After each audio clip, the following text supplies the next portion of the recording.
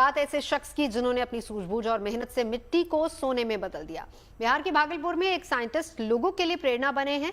उन्होंने केले के पेड़ से इको फ्रेंडली प्लेट्स और कप बनाकर प्लास्टिक प्रदूषण को कम करने की कोशिश की है। तो दूसरे किसान सुपौल से हैं, जिन्होंने मूंगफली की खेती करके अपना और आसपास के लोगों का जीवन ही बदल दिया है। कल तक यहाँ जो खेत बंजर पड़े थे, आज वहाँ चारों ओर हरियाली ही हरियाली है। देखिए हमारी एक खास रिपोर्ट। केले के पेड़ों की यह हरियाली गवाह है उस बदलाव की जो बिहार के एक छोटे से गांव से शुरू हुई है और पूरे देश के पर्यावरण को बदल देने की उम्मीद रखती है। केला हो गया, ये पेड़ हो गया। इस उम्मीद के जनक हैं देश के सबसे युवा वैज्ञानिक गोपाल जी, जिन्होंने केले के पेड़ से क्रांति पैदा करने की ठान रखी है। नवगछिया के छोटे से गांव ध्रुवगंज के रहने वाले गोपाल जी ने न सिर्फ केले की खेती को मुनाफे में बदला, बल्कि केले के पल्प से plate, single use plastic, paper समेत कई चीजों को तैयार किया है जो पूरी तरह इको फ्रेंडली है। 20% इंडस्ट्री कंट्रोल करता है। तो हमारा लक्ष्य जो था वो था कि हम ऐसा कोई प्रोडक्ट बनाएं जिससे हम उस पेड़ को कटने से बचाएं जो कि एक हर्डल्स पैदा कर रहा है एनवायरनमेंट के लिए। नवगछिया केले की खेती के लिए जाना जाता है। ये पेड़ एक बार फल देते हैं, फिर इन्हें काटना पड़ता है क्योंकि दूसरी बार फल इनमें आता ही नहीं। किसान पेड़ से केले को काटकर उस पेड़ को फेंक देते हैं,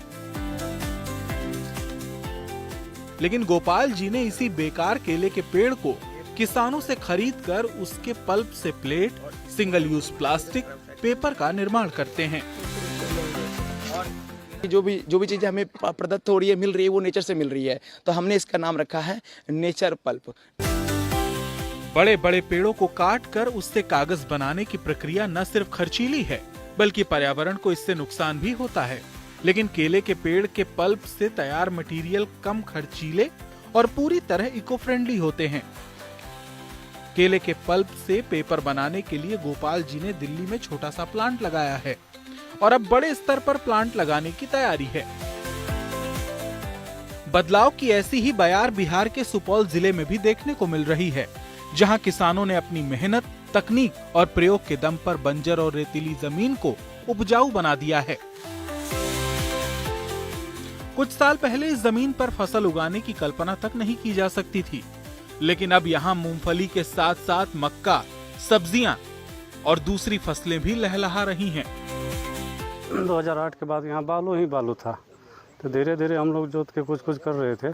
इसी बीच में देख रहे थे ललित ग्राम की तरफ मूंगफली बालू खेत में लोगों को अच्छी हो रही थी, तो पिछले साल हम लोग भी लगाए, तो हम लोगों को मतलब 12 क्विंटल पर एकड़ की दर से आया था। तो जीरो मतलब डीएपी, यूरिया, पोटास कुछ नहीं डाले थे, कुछ स्प्रे 2 बार किए थे। अच्छी बेनिफिट है इसमें। किसानों की तकदीर बदलने में भी कृषि विभाग ने भी पूरी मदद की। किसानों को बीज, तकनीक और प्रशिक्षण दिया।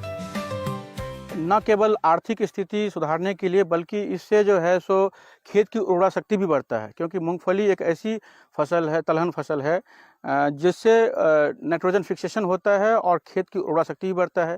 इसमें प्रोटीन प्रचुर मात्रा में पाया जाता है, जो पौष्टिक भी है।